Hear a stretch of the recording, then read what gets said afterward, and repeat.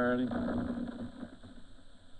I'd like to welcome everybody to the Delaware County Commissioners meeting. It is February 20th, 2024. The time is 9:04. If everybody could please stand for the pledge.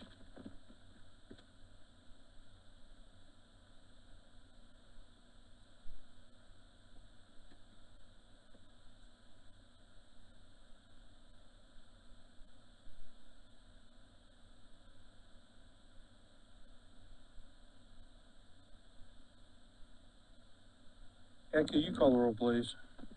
Mr. Henry. Here. Ms. Reagan. Present. Mr. King. Here. Next, we'll move to table business. Go ahead and keep this table. Yeah. Cans. Yeah. Good luck. Yeah, keep it table.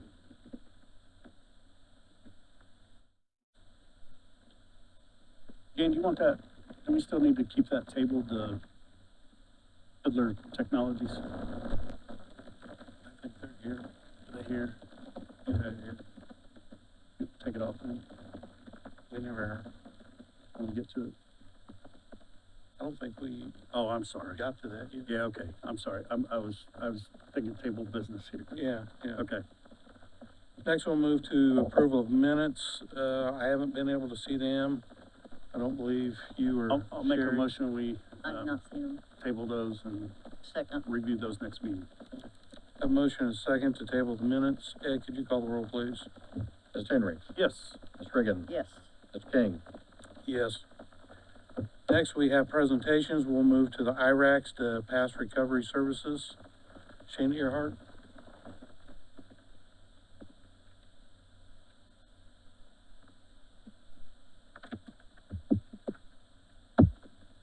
Morning. Morning. Morning. So my name is Shane Earhart. I am the program director for the Delaware County IRACS program. I'm also the site supervisor for the Past Recovery Services community peers that are housed here in Delaware County. So today we came in November, and we were told to represent this after the first of the year. So first, I'd just like to share some numbers that the funding of the commissioners and the funding of the Muncie Mayor's Office has helped facilitate here in Delaware County. So for the IRACS program in specific, the IRACS program is the program that works with individuals that are incarcerated within the Delaware County Jail. To date, we have served 2,181 individuals and provided over 20,000 individual engagements with these individuals. We have 414 active participants, and we have provided 419 community referrals to our two community peers. Our two community peers are peers that work specifically with people that are released from the Delaware County Justice Center or have been on probation or are walk-in referrals. These community peers are specifically funded by the Delaware County Commissioners and the Muncie Mayor. So for the, I kind of broke it down into the peer that's funded specifically by the commissioners. This peer currently has over 60 participants, has provided over 602 engagements for the current participants since inception of funding from the commissioners, has had over 1,000 total engagements with all participants in the community since the inception of the funding, and it has an average of over 32 engagements per participant. As I stated, the community peers that serve Delaware County are completely funded by the Muncie Mayor and the Delaware County Commissioners. So without that funding, those peers are not available. The IRACS program works with people 30 days after release. So if we don't have those community peers in place, once that 30 days expires, the participants would not have a peer recovery coach to work with. The long-term success rate of a participant dramatically increases the longer they continue to work with a peer coach. Those are facts. Those are numbers that you can find through Mental Health of America, Indiana. The success rate increases dramatically the longer somebody works with a community peer. So through this funding, we've had a presence inside the probation department. Peers inside the probation department are utilized to provide services for inpatient treatment, peer recovery services, and other duties as assigned by the probation department. So specifically through the funding of the commissioners, Our community peers are able to assist with many things that are included but not limited to acquiring identification, birth certificates, social security cards, assisted with housing needs, clothing needs, and hygiene needs. They've assisted with transportation to vital appointments such as probation, doctor's appointments, court dates. They have provided one-on-one peer support to many people that are still residing here in this community. And we have worked with the Department of Child Services to reunify families. So today I'm just asking that the commissioners follow the lead of the mayor, who has already refunded our community peers for this year, and provide that funding so that we may continue to provide the support to the people that are coming out of incarceration or that are suffering from substance use disorder or mental health disorder. We've shown the need, and now having community peer support fills a gap in our participants' lives. Without the funding from the commissioners, many people would not have access to these services provided by past recovery services. Our community is a better and safer place because of these services that are provided by the generous funding of the commissioners. So today I just ask that the commissioners would consider refunding the program. I believe the last time it was a $50,000 fund. So we're just asking today that the commissioners consider to refund the program for this year. Thank you for the report. And does your calendar year go from July to June, or? It does, yes. So we're short from July 1st.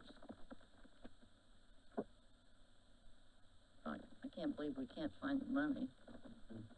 I want to find it. I think what you're doing is a valuable program to, the county. We'll try to find it. I think Mr. Brooks, when he gets back, we need to look at our edit money, do some moving or something.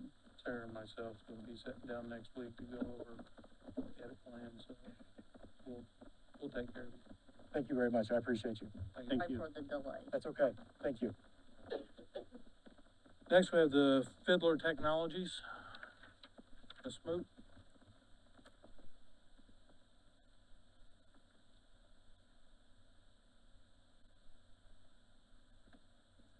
Would you guys like a copy of Yes, please. effort?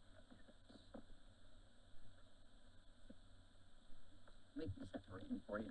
Here it is. Okay, thank you. Very organized. If I may, I'm Thank Charlie you. Richmond with the Auditor's Office and Jan Smoot with the Recorder's Office today. This is a joint project between the two offices. Of course, Jan has had a head start on it, and she has about 50% completed.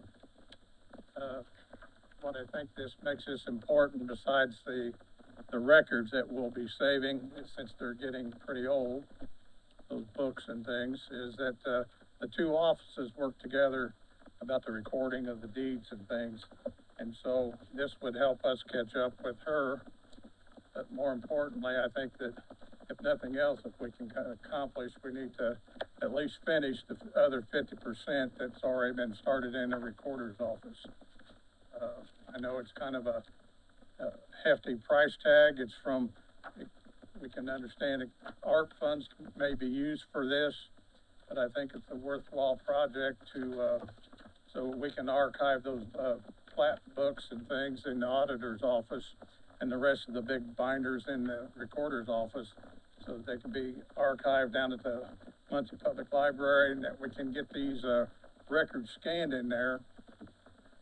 And I would like to say that we want to do the same program like the recorder's office has, where they use Laredo so that the public can have access to the records.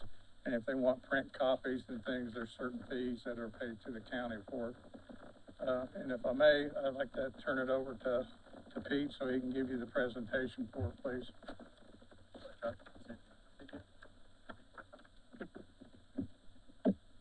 Hello everyone, my name is Peter Allis. I am with Fiddler Technologies.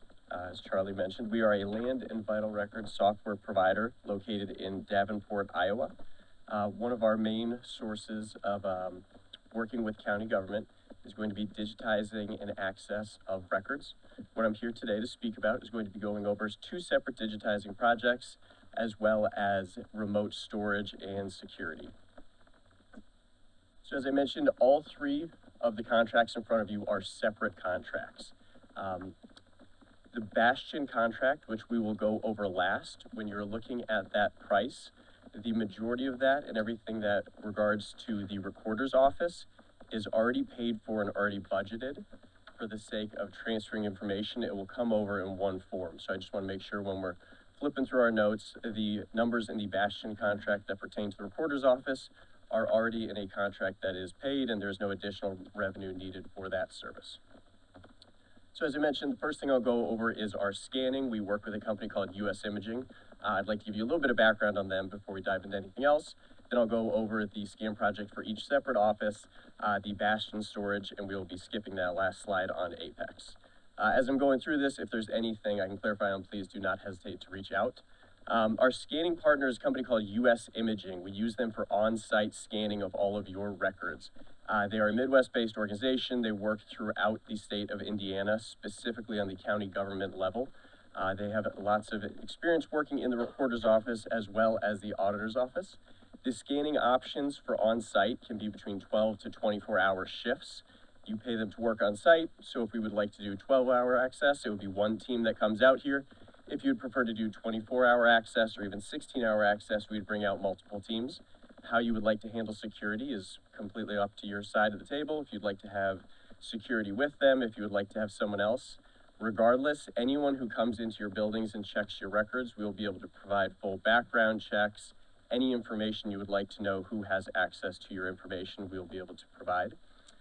We have worked extensively with the Indiana Archives and Records Administration, so we know that we are able to digitize up to their standards if you choose to have things taken off-site, if you have documents that are able to be destroyed after a certain amount of time, if that's your prerogative.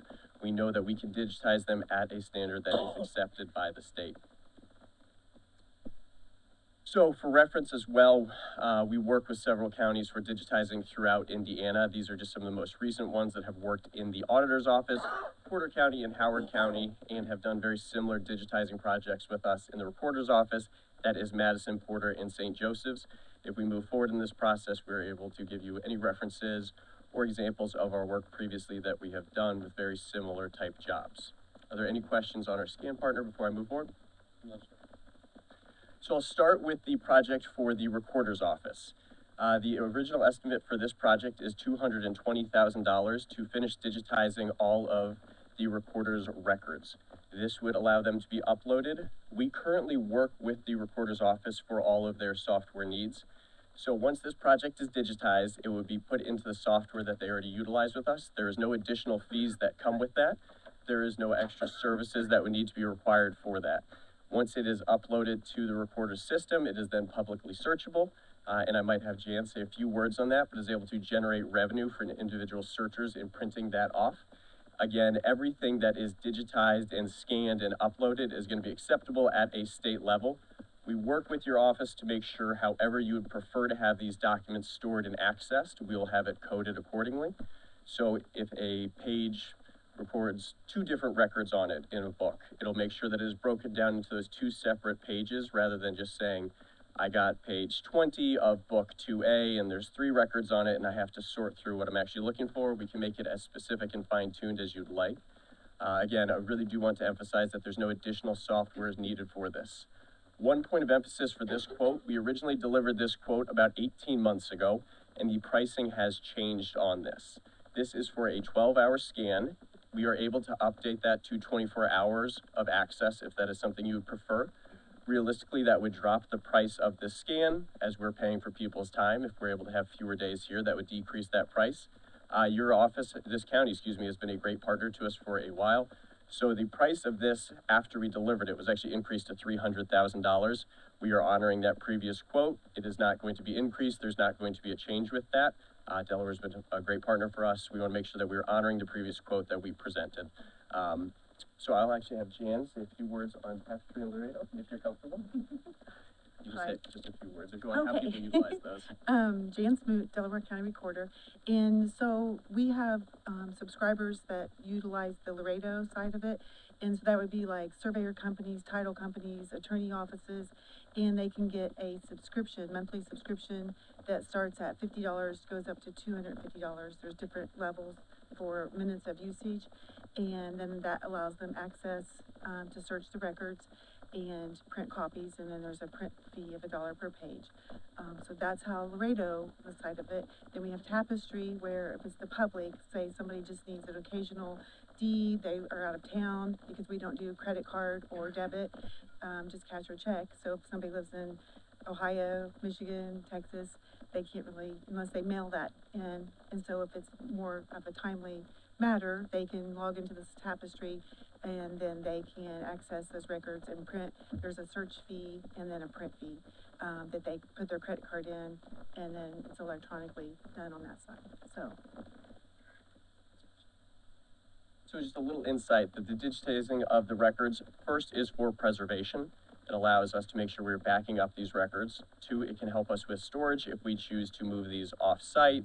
If we're running into any issues there, they can go to the library or wherever you would like to donate them, or destroy them if that's your prerogative. And thirdly, it can allow these records to be revenue generating for your offices.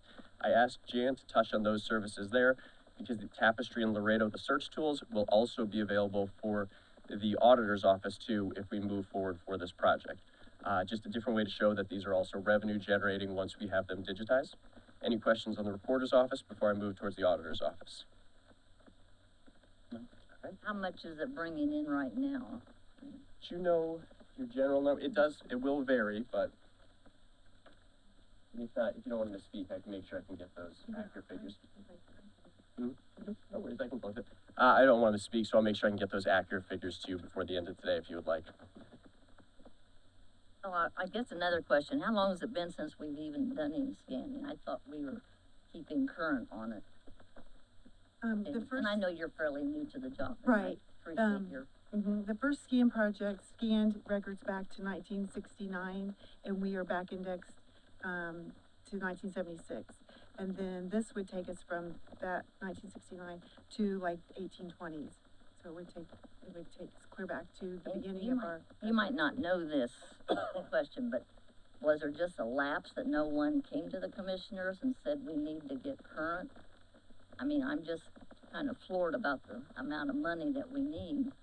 I'd like to speak to just examples we've seen in other counties. You know, if you look at a piece of paper you have on your desk, we've all had our desk get out of control, and each time I put one piece of paper on it, it's just a piece of paper. So we've had, a lot of times the same situation happens with our file cabinets or whatever storage that we do have. And excuse me, and very similar, we think our papers in our office going to be totally fine, and then the office 100 miles away has a pipe burst in the ceiling and 200 years worth of records break are lost, and you realize that could happen to us. So I think that is what we've seen a lot more of, is just realizing by the time it's time to fix something, wow, this is a very daunting task. That's what we've seen a bit more. Thank you. So moving forward, this is a very similar project for the auditor's office. The main difference here is that there is zero back scanning of anything, and so we'd be working kind of from square one with this. The difference here, and I'll kind of dive into, without too much difference, the actual storage that it takes for these records. To go back for the auditor's office, while this price tag is a little bit larger, this would be doing significantly more years of storage, and it is something that we would be able to get a great head start on. And moving forward, any other scanning or digitizing you would like to do would be a significantly smaller price tag, as the data that is accrued on a timely basis is significantly smaller for this office. Again, this quote is going to be based on 24-hour scan access. These projects can be done concurrently. Everything is going to be on site once again, and the goal of that, security of your records, one, from who's actually seeing them, and two, security. These are older documents. We do not need to be moving them 20 times. They just might not have that lifespan in them if we keep folding them and unfolding them. All these images, again, we will work with the offices directly to make sure that they are grouped and indexed accordingly, so that this is not simply raw data. It is something that we have a use from, that can be searched, that can be a revenue generating stream for your office. Again, after you do all of this, we really want to emphasize this. The auditor's office does not use us for all of their software needs, because we don't provide those. All of this data is Delaware County's data. If we digitize it, you will have a physical copy of an external hard drive that has everything, but there will never be any situation if something phenomenal happens down the road and you get the best developer here ever who makes a software that you'd love to keep. There is no price to get your data back or anything there. This is your information, it is your property, and it's never held from you in any capacity there. It's a very similar project to the recorder's office in terms of what we would do on a daily basis to come here. The difference would be that we could do these concurrently or separately. From a budget standpoint, it would be most beneficial to do them concurrently in terms of bodies getting out here and material getting out here. I do truly want to emphasize, while we hope you guys can utilize us for everything, these are 3 separate quotes, 3 separate projects. We're not holding one over your head that you can only get a certain price if you work with both. These are separate projects. So this is a little bit of the same topic. As I mentioned, the Laredo and Tapestry search tools that Jan was able to cover would be available. There's no installation or process with that either. It is an online tool that we're able to implement without a cost and without any added features. Any questions on this project for the auditor's office? And then moving forward, the last thing I would like to go over is Bastion. That is the 3rd contract that you have. I believe that total price tag was $17,000 in front of you. I want to emphasize when you look at that price breakdown, how 90% of that is for the recorder's office and 10% of that is going to be for the auditor's office. The 90% that is for the recorder's office, that is already a cost that has been implemented, that is already a separate contract. Because it's a data transfer, they would come over in one file. Because there are 2 offices that search together, that would be totally fine as well too. That is not going to change any of the service that occurs for the recorder's office, and it would not have any increase for the recorder's office. So when you see that price tag, in actuality, it would be about $1,700 per year to implement this. And the goal of this is that we are a technology company. We are taking all of the extra work off of your IT, off of your server space, off your bandwidth. And frankly, we're taking the accountability off your hand for any cybersecurity attack. Everything will be monitored by our office. A quick little sneak peek, this is how our security system works. In the bottom corner here, you have Fiddler Technologies located in Davenport, Iowa. We have remote storage space, located in our office. Down the road in Altoona, we have a separate secure storage space. As I work through this, each one of these are separate locations. Our doomsday situation is that one of these is taken down, and we have 4 different levels of security to make sure your information is always secure and accessible. The first site in Altoona, every 20 minutes we are taking a snapshot of the data that you have loaded through Bastion. That takes up a good amount of space, so after 6 days that is deleted, but the goal is if something were to happen in your office, every 20 minutes we have a snapshot, and at worst we can get you back to where you were 19 minutes ago on your servers. Down the road, we do storage every 2 weeks, backing up after we've done those 20 minutes. So once again, if somehow the first 2 locations get taken down, which they never have, we have an additional layer of storage. And then lastly, what I would like to show you is our disaster recovery and backup. What we have there is what's referred to as cold storage, where once a month we have remote storage, completely off-site, completely offline. Once a month, it turns itself on, it uploads all of the data within our system, and it turns itself off. It is the most secure option that we can have. Again, all of these are backed by our insurance. We spend roughly $1.5 million a year annually in penetration testing and support for our security. It is something that we are incredibly proud of. Being candid, we are a software development company. If our security is not top-notch, we're not going to be a very successful company. But this is going to be what we ensure the Bastion software with. Again, I want to emphasize that while the 2 would be uploaded together, the recorder is already utilizing this service, and it would not have any impact on their speed, their reliability, or any of the fees for them. It would simply be the addition of that $1,760 per year. As you see, it's based on 17.77 gigabytes of data, based on the documents the auditor's office takes in on an annual basis. That would increase incrementally, but if we look at the amount of time it has taken to accrue 17.77 gigabytes, we'd be looking at a realistic under $100 to $200 annual as we increase. This would not be something that would increase by $10,000 per year. So that is the general overview on the contracts for the recorder's office, the auditor's office, and the Bastion remote security. Are there any features of those 3 that I could go over or answer some questions for you? What kind of timeline are we looking at? So the goal would be dependent on, are we doing 24-hour scan? Are we doing them at the same time? So that would just depend on how quickly we can get the crews here. Typically, when we work with them, It's US Imaging when I say them, excuse me. It typically takes us 4 to 5 weeks to really make sure that we can get people on site. If you have holidays you like to work around or less busy times, you know, obviously with elections and things there, we want to limit people running through offices and different things there. But this is not a 8 to 10 month turnaround time.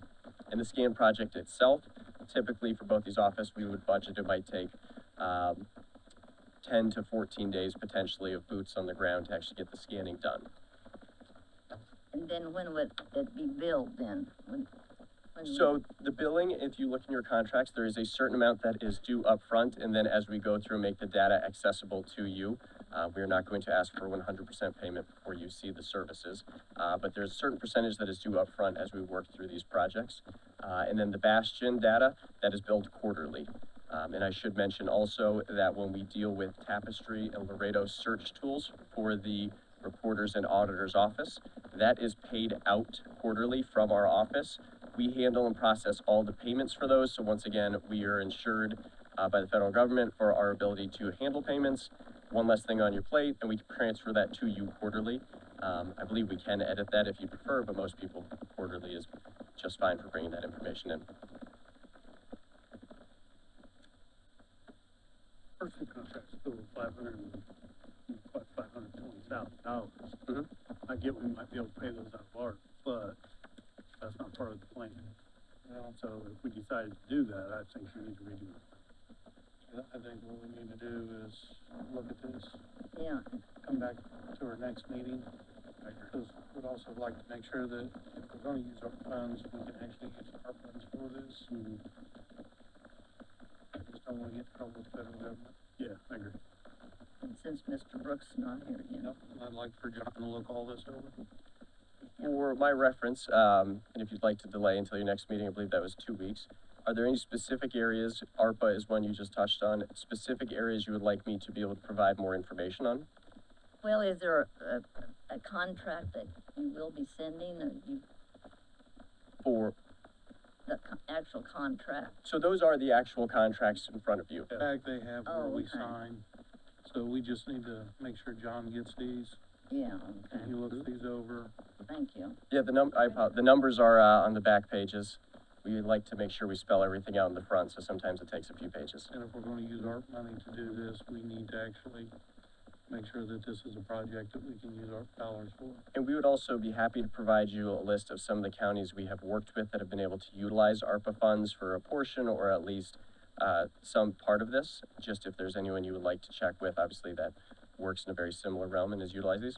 Yeah, if you can send that to us, that'd be perfect. Absolutely, I'd be happy to do so. Thank you. So just circling back, the plan is that have that information to you and we'll touch base on this at the next meeting? Yes. Fantastic. I appreciate your time. Thank All you. right, thank you.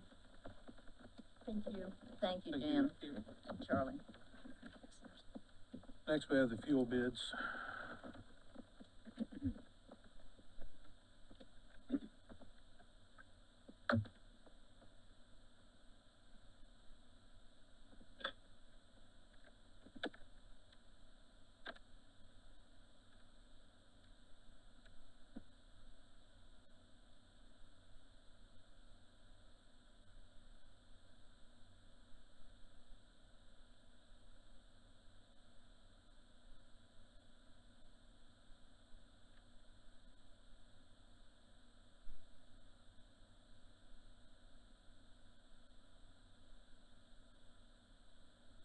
First bidder we have is Heritage Petroleum LLC, 516 North 7th Avenue, Evansville.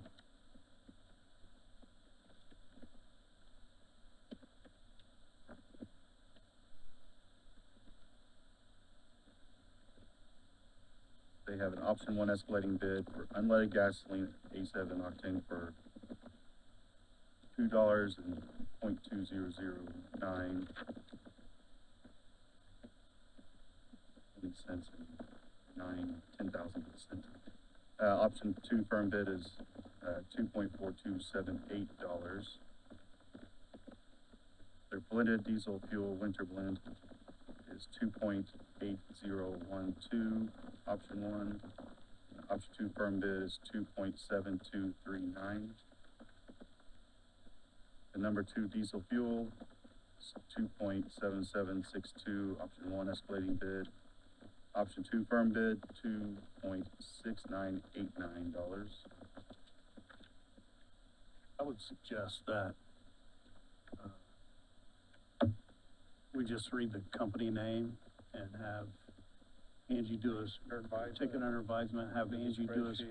spreadsheet, we can make that public and, vote on it after that. I'm My fine with that. suggestion. There is a lot of different, Yeah, a lot of different prices. yeah, I'll sit back down, Shannon, because that's all, what I was, exactly what I was gonna say. okay. Thanks, Tom.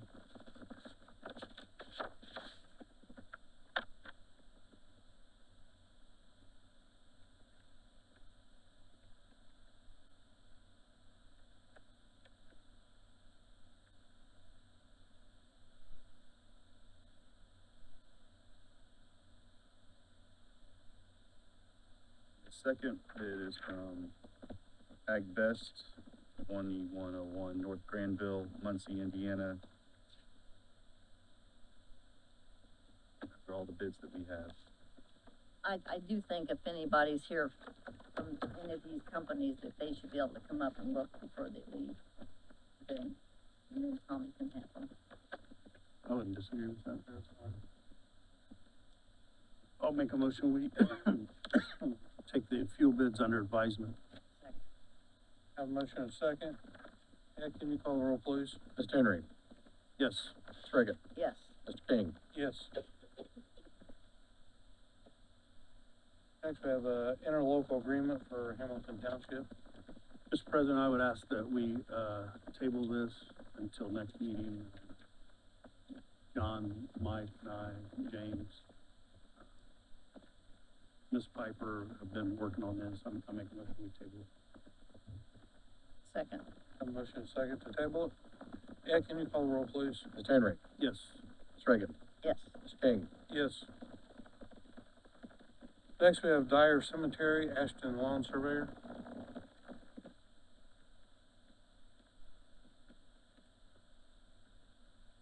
Good morning. My name is Kathy Van Ice, and I'm from Ashton Land Surveyor at 325 West Washington. We have a parcel of ground that the family of the Dyer family has wished to convert or make into a cemetery. And to do that, we need to dedicate the road frontage right of way for the entire 3 acres.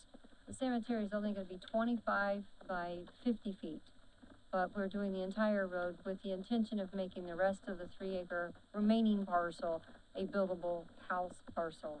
Right now, this property is to the west of, address of 2050 North Martin, and that's Gaston. The street name is Martin Street.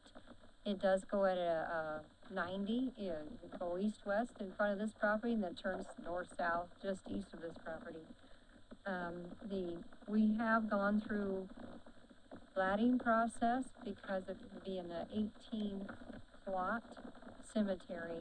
We had to treat it like a full-fledged, plat. And, I have a little bit of a backup with kind of, so she can give you a little bit more information, sorry. Hi, Kylene Swackhammer with the Plan Commission. So this has went before our subdivision committee. This has also went for preliminary plat before our plat committee, and this has went to the Plan Commission at their meeting. So this has been approved by all 3 stages. We had one minor word change that the Plan Commission recommended, and so that will be done. We're working on a kind of a weird time frame here, and that's why we're bringing this to you before we have the final plat committee meeting. But the final plat committee meeting is scheduled for February 22nd. So everything that was recommended will be, corrected at that meeting. We're just working on a different time schedule due to the family, waiting to bury a family member. it went through the planning commission, I was at the hearing for that, I think it all looks good to me. So I'll make a motion, we approve the request. second, Have a motion and a second. Ed, can you call the roll, please? Mr. Henry, Yes, Mr. Reagan, yes, Mr. King, Yes. Next, we have W.W. Williams Agreement, Steve Foster. Good morning, Commissioners. This is just the yearly agreement to do all three generators here in the ATS switches here, the 911 and out to jail. Total is 3982, Yes. correct? Make, So moved. second, Have a motion, a second. Ed, can you call the roll, please? Henry. yes. Cricket. Yes. Skang. Yes. Next, we have polling locations, Mr. Spangler. Morning, Commissioners. Rick Spangler, Delaware County Clerk. What you have, in front of you this morning is the proposed voting locations for the upcoming primary and the November presidential election. As you can Rick. see, I'd really like to table this. I know you probably are under a timeline, but would two weeks hurt you at all if we were to make some changes? Because there's 5 schools on here, and, I'd really like to find some locations where we can remove the elections out of the schools. I've worked, as you know, last year we talked about this, and I've worked with the Muncie City Schools, and we've got hours, we got months in trying to find locations to get out of these schools. In this one, I was tickled to death when we got out of 2 more. I appreciate that. I but- appreciate that. But to get out of them, we have to have a facility that's able to handle the number of voters, or else we're suppressing the vote, and especially in a presidential election. But I mean, I'm willing to work with anybody on this. I've tried and called and met with everybody that I can meet with. But, to do that, especially to do it before the primary now with this list, That's what I'm thinking, if I'll tell you what we could do. for the primary, but by fall. My question is, it's so important that we have handicapped restrooms, good parking. But, I agree with you 100%. How about if we do this? Let's adopt this for this election, because we're less than 90 days away from this election. I can appreciate And that. if you want to meet with me, and we'll meet with any school administrator you want to meet with, we got to be able to find a location to do it though. We need the, fraternal organizations, the churches, the fire stations. I know last time Shannon even mentioned fire departments, and we looked at, we've looked at those. It just seems like every time we come up with something, it's too small. I'll use Yorktown just because it's one that bugs me. It's one of our largest voting populations. The great news is they got 2 huge gymnasiums that help us get people in and out. But to find locations to vote that many people, we can't do it in 2 locations anymore. We probably need 4. And just the logistics of getting that, setting it up, and that also creates the need for more people.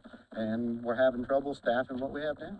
And, I think most schools too, during the election, they go to e-learning to where the students are. Yes, most of them have, and I've wanted it out of the school since day one. Had we gotten vote centers done, we'd be out of schools today. But we have to deal with the challenges that are in front of us, and I feel like this is a good solution for this election. And like I say, I'm willing to, we could change this before November if somebody can give me a good alternative. Rick, could we approve the list as you presented it? And in the event that something comes up where you could move one out, then could we vote on that later? Absolutely. The state has deadlines. I believe it's 30 days. I might be mistaken. But, because we have to notify all the voters, I'll go back here today and of the locations that we moved on this one, we'll start notifying voters right now so that, they know where to go on election day. And, like I say, we're close to that now. I'd make a motion that we, approve the polling locations as presented today. How's that? Good with that. Jerry, if you want me to get with Rick and work on this? yeah, I'll, If you guys can I'll support second this, let me know when you're ready to meet, and let me know if you got any ideas on what we can use as another location. I'll be glad to look at it. The question is, it has to be in that precinct, or can it be to the next? It can be moved with the unanimous vote of the election board. The election board oversees that. We have many places where we've combined locations now.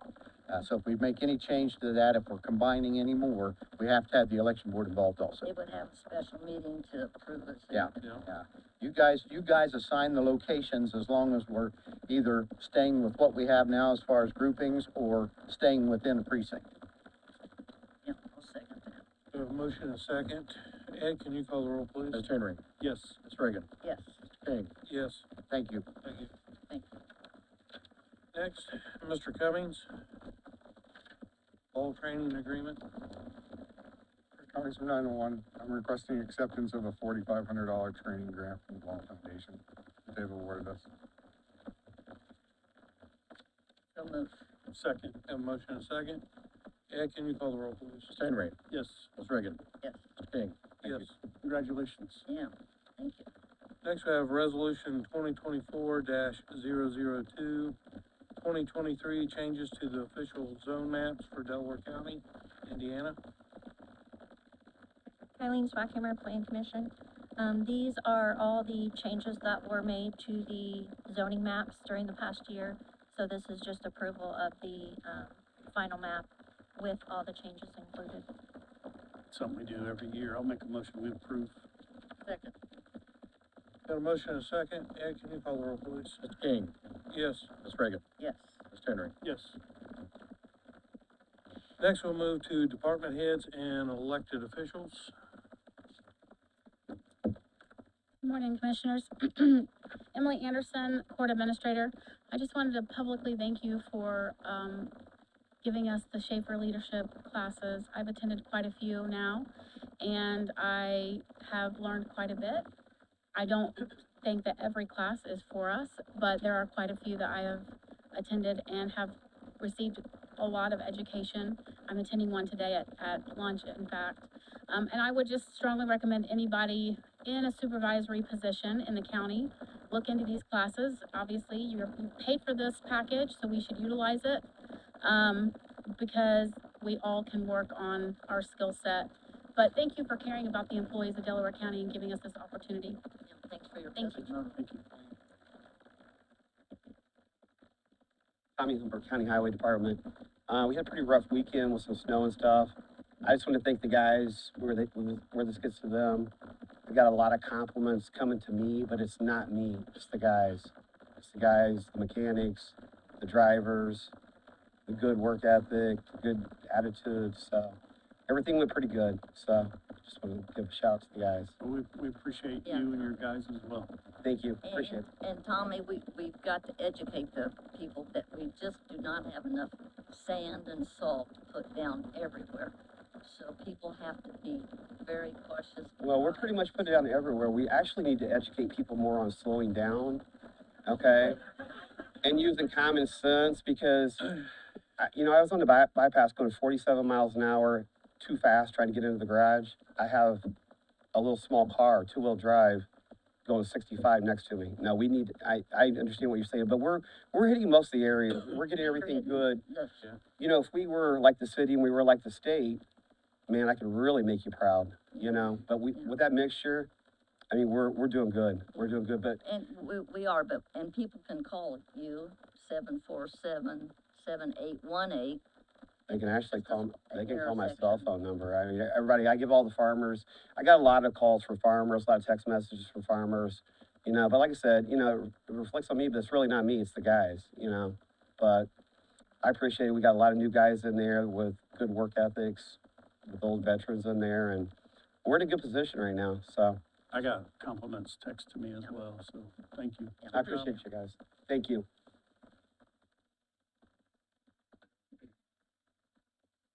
Good morning again, Steve Foster, Building Superintendent. I just wanted to update you guys on the Justice Center. I know we had some air handlers freeze and bust a week or so ago. As of yesterday, I met with Sawyer and Taylor. I think we have them all fixed. They're pressurizing all of them, and hopefully by the middle of the week when it gets 60, it's up and running. The second thing is over the roof. I just want to let you guys know, there's been some scuttlebutt about the warranty on the roof, leaks on the roofs, whatever it is out the Justice Center. there has been some leaks. Let me tell you where they, one was a flat roof back by Corporal Brown's office. It was a drain. The other one was in adult probation. It was the shingles, but it was actually the piping itself. And then I had four, I think, where Jimmy, Dye, and all them has.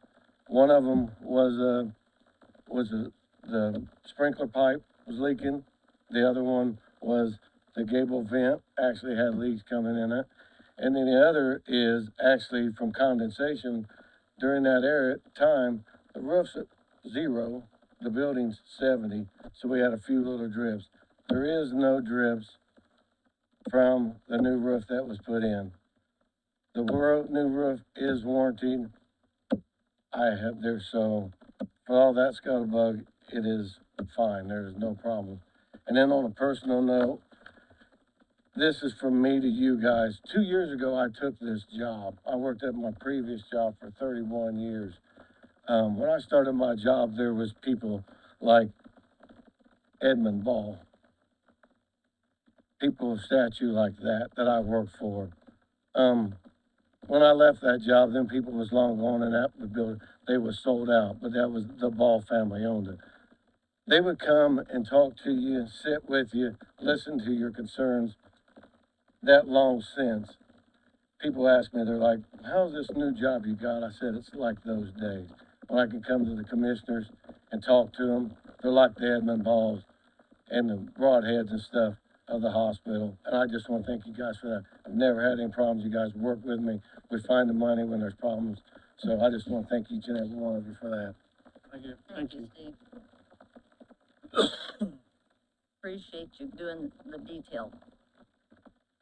Morning, Commissioners. John Catino with Delaware County Emergency Management. This is my Deputy Director, Corey Kissick, for those that do not know him. We're here today, and I'm sure you noticed that we have some people here with us. I'd like to recognize them or introduce them right now. So that's Captain Gary Boulderson, Sergeant. Stand up. You Stand want up. him to It'll come stand up up for here, a minute. take a picture? Sergeant Cliff McKee, Corporal Don Wine,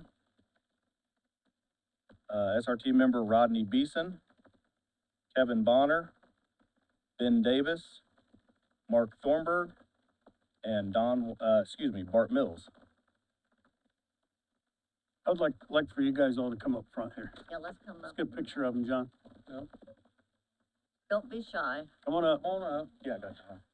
And of course, obviously, our Face the group logistics there. chief, Kyle Johnson, office manager Heidi Knuckles. Kyle? John and Corey, you guys come up too. Someone grab a picture for us, please. No, you're good. Kyle, you come up here too. Fred, can someone take a picture? Heidi? Maybe Heidi should be up. too. Heidi should be up here too. Yeah. Absolutely. Who's back there? Maybe Fred coming?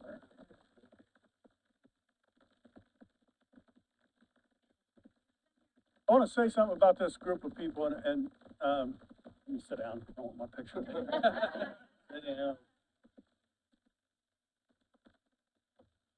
So this is EMA Appreciation Week, and each and every one of these guys, I don't think people understand how much EMA is used.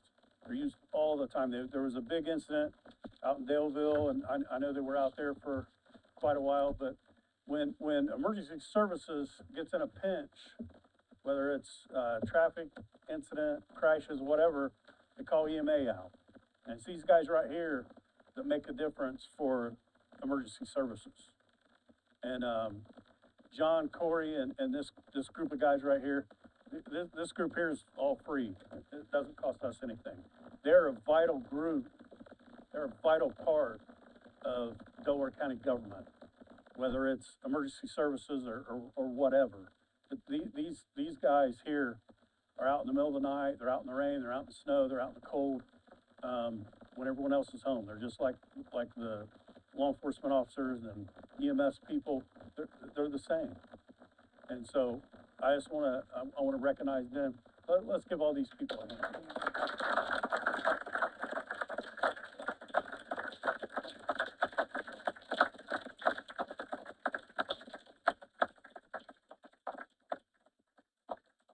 And there's a bunch more that's not here. Yep. Right, we have probably 15 more, 20 more as well, so.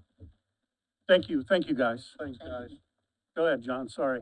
Commissioner Henry, I should just let you read this, because you pretty much hit everything that I was gonna say, you just don't have the number part, that's all, so thank you for that. As Commissioner Henry said, this is the start of Emergency Management Appreciation Week. We're here not only to celebrate EMA, but also go behind the scenes of the extraordinary commitment to service and honor the remarkable dedication individuals have gone above and beyond the duty of the call of duty. It is with great pleasure and profound gratitude that I stand before you to express our deepest appreciation for the invaluable contributions made by the volunteers of the Delaware County Emergency Management Agency. In a world where selflessness can sometimes seem scarce, these remarkable individuals demonstrated an unwavering commitment to the well-being of our community. Their tireless efforts, their sacrifice of countless hours, and their willingness to respond to the call of duty, often at a moment's notice, embody the true spirit of service. Throughout the past year, these volunteers have collectively dedicated an astonishing 4,852 hours serving our community. Let that number sink in for a moment. 4,852 hours. That's not just time spent, it's time invested in ensuring the safety and security of our fellow citizens. It's time spent away from families, from personal pursuits, all in the name of serving the greater cause. Among these hours, 234 man-hours were dedicated to active volunteering and training, demonstrating a commitment that extends far beyond the ordinary. In addition, an astounding 3,780 on-call hours were selflessly given, highlighting the readiness and availability of these volunteers to respond to emergencies whenever and wherever they may occur. But numbers only tell part of the story. Behind each logged hour, each hour logged is a story of compassion, of bravery, and a profound sense of duty. Whether it's rushing to the scene of a natural disaster, providing assistance during medical emergencies, or offering comfort and support to those in distress, these volunteers have consistently exemplified the best of humanity. And let us not forget the 80 calls for service that were answered without hesitation or reservation. Each call represents a moment when someone in our community needed help. And each response embodies the commitment of these volunteers to be there when it matters most. But today is not just about recognizing past achievements, it's also about looking forward with hope and determination. As we express our gratitude for all that has been accomplished, let us also reaffirm our commitment to supporting these volunteers in their ongoing efforts. Because the truth is, the work they do is not easy, and it often goes unrecognized. Yet, it is absolutely vital to the well-being of our community. So to the volunteers of the Delaware County Emergency Management Agency, I say thank you. Thank you for your selflessness, your courage, and your unwavering dedication. Thank you for being the quiet heroes who stand ready to answer the call, day or night, rain or shine. And thank you for reminding us all that, when we come together in service to others, there is no limit what we can accomplish. May your example inspire others to follow in your footsteps, and may your efforts continue to make our community safer, stronger, and a more compassionate place for all. Thank you.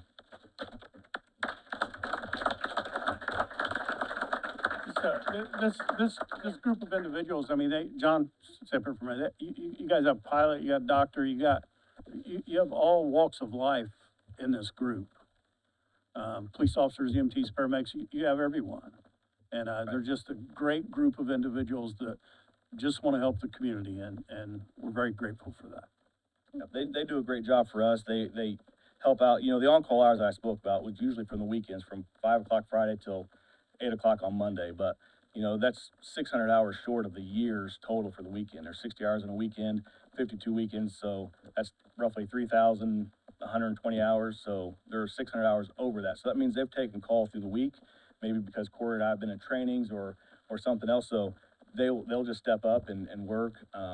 So it helps us out so we can focus on our jobs that we have to do with the state and whatnot. So we really appreciate their help and willing to go out pretty much whenever. And it's not just emergency calls too. They do stuff with community organizations, or they do with the backpack giveaway, the school supplies giveaway.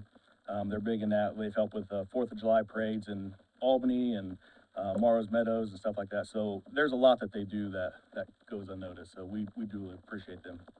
And John, and Corey, you have a class coming up for people that might want to join? So I think that's in the works right now. We have implemented our CERT program into the schools now. So we are going to be filtering that through the MAC program out at the MAC schools through the public safety program they have out there. Jeff Lacey and Chris Horner are gonna start teaching that to start kind of filtering some of those kids that wanna pursue public safety.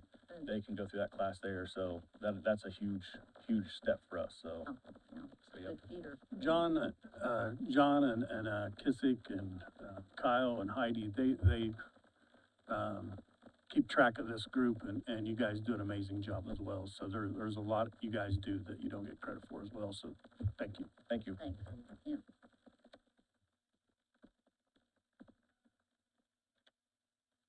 Well, I'd like to, pass out it's a 2024 action plan survey that the, state is wanting to know about housing. And, it's a survey that people can take online, so, we can put it on our webpage. And, we know that housing's such an issue, so important around here. So, just make a note of that. I just received it this morning, I believe it was. You know, how you can take little pictures of that. Yeah. If anybody wants to come up, take a picture. Thank you. We'll move on to, everybody get their weights and measures report. Yes. Next, we'll move to payment of claims in the amount of $1,289,990.28. Then we have a payment of ARP claims in the amount of $1,103,868.71. So move. I'll second it, but I want noted that I don't agree with one claim. And then there was, ARP, list of ARP claims that I'd like some more detail on. You get a chance, Ed. Yeah, give me a list. Yeah, I'll get it for you. Thank you. Have a motion and a second. Ed, can you call the roll, please? Mr. Henry, Yes. Ms. Reagan, Yes. Mr. King. Yes. Next, we'll move on to public comments. We have, Claire Bart and John Newby.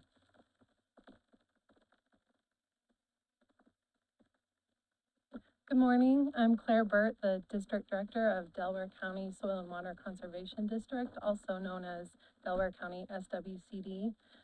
With me this morning is Supervisor John Newby. He's one of 5 supervisors on our board.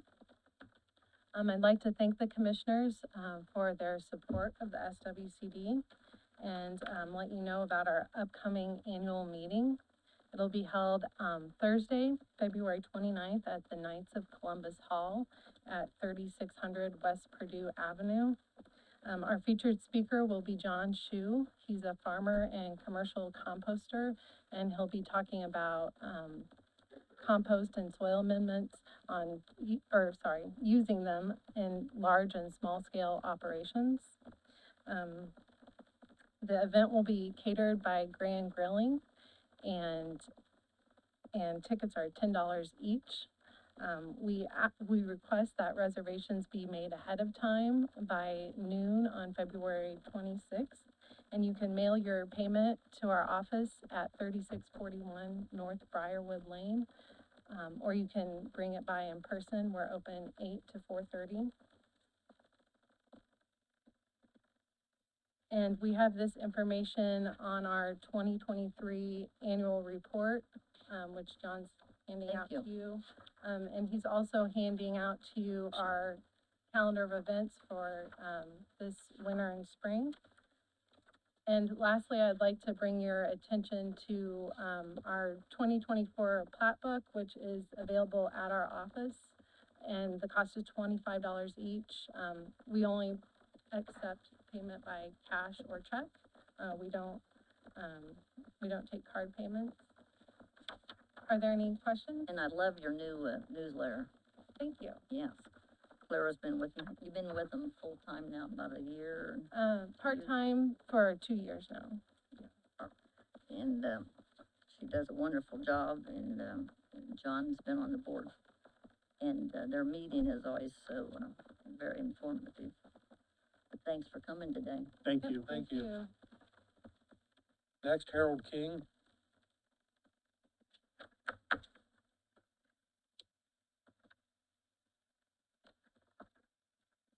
Hi there, Harold King, 18300 North, 850 West, Gaston. I'd like to address a couple issues with solar. In our current ordinance, there's very little protection for the 99% of the citizens in this county that are not getting money from solar. There have been 3 major studies about the impact of solar on property values. One in New Jersey, one in Texas, and one in Kentucky. And all 3 of them basically found that my property within 3 miles of a solar institution is going to be negatively impacted. And I would encourage you to look at that, to go into the solar that you're working on, because all the rest of the people are going to be impacted if you're within 3 miles. So I would ask you to consider that. And I thank you for your time. Thank you.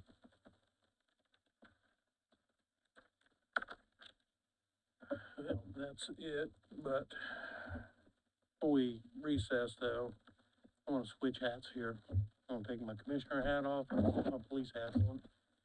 Everybody knows in Delville, we had an incident, last Thursday night and Friday.